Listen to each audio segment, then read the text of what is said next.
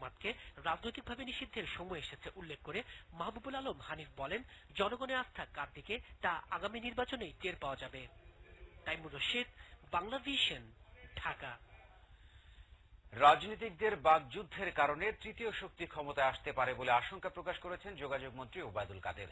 দুপুরে ঢাকা চট্টগ্রাম মহাসড়কের ফেনীর ফতেপুর এলাকা ঘুরে দেখার সময় রাজনৈতিক পরিস্থিতি নিয়ে সাংবাদিকদের প্রশ্নের জবাবে তিনি এই আশঙ্কার কথা জানান। ঈদে ঘরমুখো মানুষের যাত্রা নির্বিঘ্ন করতে মহাসড়কে কাভার্ড ভ্যান ও ট্রাক চলাচল বন্ধ রাখার সিদ্ধান্ত হলেও গাড়ি মালিক ও রাজনীতিকদের চাপে তা সম্ভব হয়নি বলে জানান মন্ত্রী। এরপরও ঈদের সময় এসব যান বন্ধ রাখার জন্য মালিকদের প্রতি আহ্বান জানান তিনি।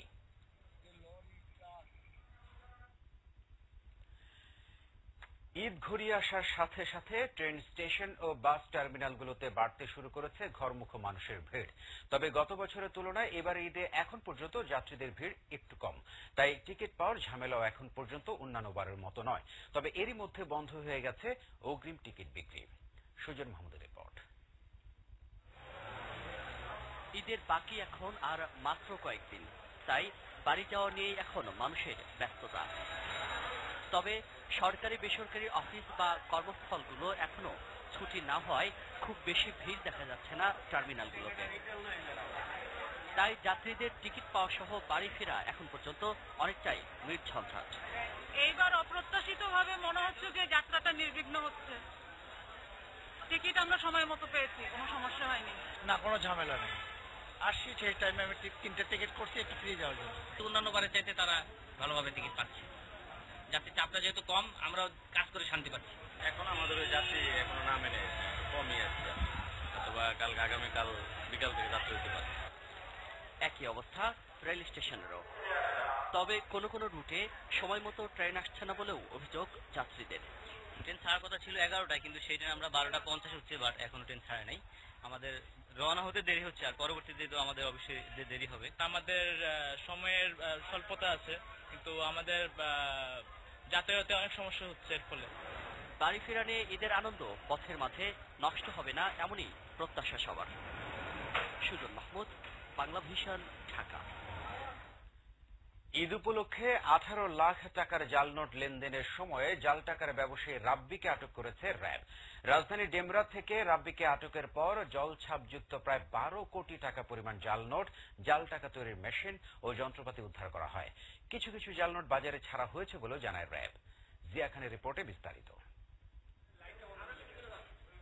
রাজধানীর ডেমরায় 18 লাখ টাকার জাল নোট লেনদেনের সময় রাব্বিকে আটক করে র্যাব।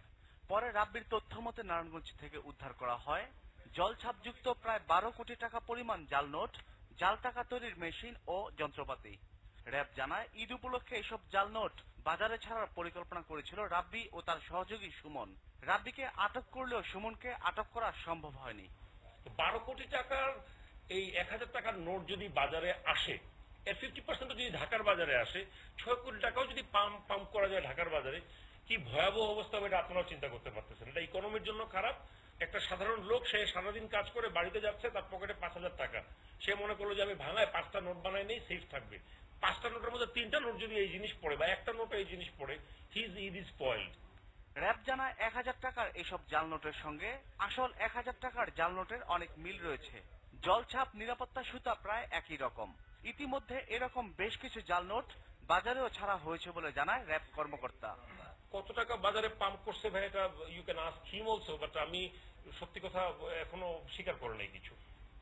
বাট ডেফিনেটলি করছে, কারণ 4টা প্রিন্টার দেখতেছেন আপনারা, কালি কতগুলো শেষ হচ্ছে আপনারা দেখতে পারবেন এখানে গেলেই। তা আমার মনে হয় না 11 লক্ষ টাকাই সব, আমি শিওর কিছু টাকা বাজারে আসছে। গোয়েন্দা নজরদারি বাড়িয়ে জাল নোট ব্যবসার সঙ্গে জড়িতদের খোঁজে মাঠে নেমেছে আইন শৃঙ্খলা বাহিনী। জিয়া খান, বাংলা ভিশন, ঢাকা। এবার বিকাশ ঈদবাজার।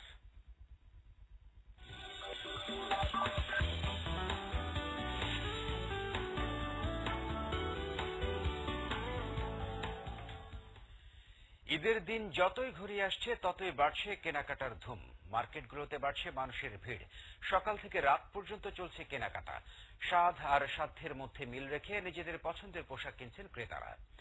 প্রতিনিধিদের পাঠানো তথ্য ছবিতে মোর্শেদা রাসেলের ডেস্ক রিপোর্ট। ঈদের কেনাকাটার জন্য দেশের বিভিন্ন শহরে বিপণী বিতানগুলো এখন উপচে পড়া ভিড়। দিন বদলের সাথে সাথে ক্রেতাদের চাহিদা অনুযায়ী প্রতি বছরের মতো এবারও রাজশাহী নগরের সিল্কের শোরুমগুলোতে শোভা পাচ্ছে নতুন নতুন বাহারি শাড়ি আর পাঞ্জাবি। এই জেলাবাসীর কাছে রেশমের কাপড় না হলে যেন ঈদই হয় না। তবে ক্রেতাদের অভিযোগ গত বছরের চেয়ে এবার দাম অনেক বেশি। সিল্ক যেহেতু আমাদের নিজেদের জিনিস, বিশেষ করে রাজশাহীর লোকজন কিনতে পারে, সবাই পড়তে পারে, এরকম একটা দাম থাকা দরকার। স্বাদ এবং সাধ্যের সমন্বয়টা হচ্ছে না, যেটা মূলত। ব্যবসায়ীরা জানালেন সিল্কের শোরুমগুলোতে বিভিন্ন দামের পোশাক থাকায় বিক্রি ভালো হচ্ছে। সাধারণ জনগণ সিল্কের দিকে একটু ঝুঁকে এসেছে এবং গতবারের চাইতে তুলনামূলক ব্যবসা ভালো। ঈদের কেনাকাটা জমে উঠেছে ভৈরবের বিভিন্ন মার্কেট ও শপিং মল। উপচে পড়া ভিড়েও নিজের আর প্রিয়জনের পছন্দের জিনিস কিনতে ক্রেতারা ছুটছেন এক দোকান থেকে অন্য দোকানে। তবে অন্য বছরের তুলনায় এবার পোশাকের দাম বেশি বলে জানালেন ক্রেতারা। দাম একটু বেশি, দামের জন্য এগুলো কিনতে পারতেছে না। আগের তুলনায় এখন অনেক বেশি দাম। এদিকে কেনাকাটার কমতি নেই নোয়াখালীর শপিং মলগুলোতেও। দোকানিরা দেশি বিদেশি বিভিন্ন পোশাক, বিভিন্ন ডিজাইনের শাড়ি বিক্রি করছেন। ঈদে সবচেয়ে বেশি বিক্রি হচ্ছে পাঞ্জাবি এবং বেবি আইটেম। বাচ্চাদের জন্য ফ্রক আইটেম নেওয়া হয়েছে, টপস আইটেম, নিজেদের জন্য নিলাম শাড়ি। এবার ঈদে বরিশালের শপিং মলগুলোতে রয়েছে বাহারি নামের নানান পোশাক, শাড়ি ও থ্রি পিস। ঈদ সামনে রেখে খাগড়াছড়ির সব বিপণী বিতান সেজেছে পূর্ণিল সাজে। রকমারি ডিজাইনের পোশাক শোভা পাচ্ছে বিভিন্ন দোকানে, কিন্তু ক্রেতা সমাগম না থাকায় মন্দা ভাব চলছে এসব প্রতিষ্ঠানে। Morsheda Rasel, Bangla vision, news desk. এবার বিশেষ সংবাদ।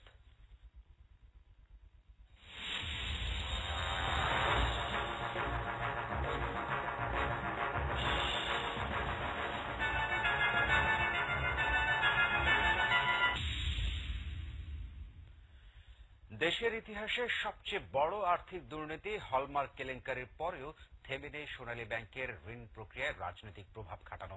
সোনালী ব্যাংকের বর্তমান পরিচালক ও বিশিষ্ট অর্থনীতিবিদ ডক্টর জায়েদ বখত একথা জানিয়ে বলেছেন, নির্বাচনের আগে এখন বেশ সক্রিয় রাজনৈতিক দুর্বৃত্তরা। বিশেষজ্ঞরা মনে করছেন, যেসব রাঘব বোয়াল পেছনে কলকাঠি নেড়ে হলমার্ক কাণ্ড ঘটিয়েছে তাদের শাস্তি না হলে ঘটতে থাকবে এ ধরনের আর্থিক কেলেঙ্কারি। বিস্তারিত জানাচ্ছেন সাইমুল হক। সাভারে হলমার্ক গ্রুপের দখলে থাকা এই পুকুরে 1 বছর আগেও অনেক বড় বড় মাছ এনে রাখা হতো, যেগুলো হলমার্কের নিয়মিত অতিথি প্রধানমন্ত্রী স্বাস্থ্য উপদেষ্টা ডাক্তার মোদাসের আলীর গাড়িতে তুলে দেওয়া হতো। বাংলাদেশের ইতিহাসের সবচেয়ে বড় আর্থিক কেলেঙ্কারির ঘটনাকে প্রথমে কিছুই হয়নি বলে উড়িয়ে দেবার চেষ্টা চললেও ব্যাপক সমালোচনার মুখে গ্রেপ্তার হন হলমার্ক গ্রুপ ও সোনালী ব্যাংকের কয়েক কর্মকর্তা। খবরের প্রকাশ, জেলের ভেতরে ভালো খরচ করে ভালোই আছেন তানভীর মাহমুদ। আর তদন্তের আওতায় নেই প্রধানমন্ত্রী স্বাস্থ্য উপদেষ্টা কিংবা রাজনৈতিক বিবেচনায় পদস্থ সোনালী ব্যাংকের পরিচালকরা। এরই মধ্যে বছর পেরোতে চললেও এখনো গঠন করা হয়নি কোনো অভিযোগপত্র, যেন অপেক্ষা চলছে কখন সবাই ভুলে যায়। মালিক পক্ষকে আমরা হয়তো জেলে আপাতত রেখেছি, কিন্তু আড়াল থেকে যে তৃতীয় পক্ষ, দুই পক্ষকে একত্রিত করে কলকাঠি নেড়েছিল, সেই তৃতীয় পক্ষ কারা আমরা কিন্তু ভুলেই গিয়েছি, তাদের বিরুদ্ধে কোনো ব্যবস্থাই নেওয়া হয়নি। সোনালী ব্যাংকের বর্তমান পরিচালক ও বিশিষ্ট অর্থনীতিবিদ ডক্টর জায়েদ বখত জানালেন, রাজনৈতিক সমর্থনপুষ্ট অর্থনৈতিক দুর্বৃত্তরা এখনো অনেক সক্রিয়। আগামীতে নির্বাচন আসছে, অনেক ঋণ খেলাপিরাই এখন বিভিন্নভাবে চাপ প্রয়োগ করে তারা চেষ্টা করবেন ঋণ শিডিউল করতে। অনেক ক্ষেত্রে এরকমও আসে যে আপনারা ঠিক আছে এটা বাংলাদেশ ব্যাংকে পাঠিয়ে দেন, নিয়ম কুলাচ্ছে না, বাংলাদেশ ব্যাংকের কাছে পাঠিয়ে দিন, বাংলাদেশ ব্যাংক যদি অনুমোদন দেয় তাহলে হয়ে যাবে, এবং তারা গিয়ে হয়তো তখন বাংলাদেশ ব্যাংকে ইনফ্লুয়েন্স করে সেটা করিয়ে নেওয়ার চেষ্টা করে। সুতরাং এখান থেকে ঠিক শিক্ষাটা গ্রহণ করে একটা হচ্ছে প্রাতিষ্ঠানিক ভাবে যে সেফগার্ড গুলো ইমপ্রুভ করে সেগুলো আমাদের করতে হবে, কিন্তু আমাদের অ্যাটিটিউড, অ্যাপ্রোচ এবং সেই রাজনৈতিক হস্তক্ষেপ সেখানে যদি পরিবর্তন না আসে তাহলে নিয়মের জায়গায় নিয়ম থাকবে, কিন্তু অনিয়ম হয়তো চলতেই থাকবে। নিয়ম কানুন যতই কঠোর হোক না কেন, রাজনৈতিক হস্তক্ষেপ বন্ধ না হলে কোনোভাবেই দেশের ব্যাংকিং খাতের দুর্নীতি কমানো যাবে না বলে মনে করেন বিশেষজ্ঞরা। সাইমুল হক, বাংলা ভিশন, ঢাকা। টাকার অভাবে চিকিৎসা করাতে না পেরে মৃত্যুর প্রহর গুনছেন বিটিভির নিরাপত্তা কর্মী তুহিন। ক্যান্সার সহ কয়েকটি মারাত্মক রোগের চিকিৎসায় নিঃস্ব তার পরিবার। সংসারের বড় সন্তানের এমন করুণ অবস্থায় হতাশায় নিমজ্জিত পুরো পরিবারটি। সমাজের বিত্তবানদের সহায়তা চান অসহায় এই পরিবারটি। ঝালকাঠি থেকে ফিরে রিপোর্ট করছেন মিজানুর রহমান সবুজ, ছবি তুলেছেন সুমন জাপান। ঝালকাঠির অজপাড়া গ্রাম দক্ষিণ তিস্তাকাঠির বাসিন্দা তুহিনুল আমিন, বয়স মাত্র 38 বছর।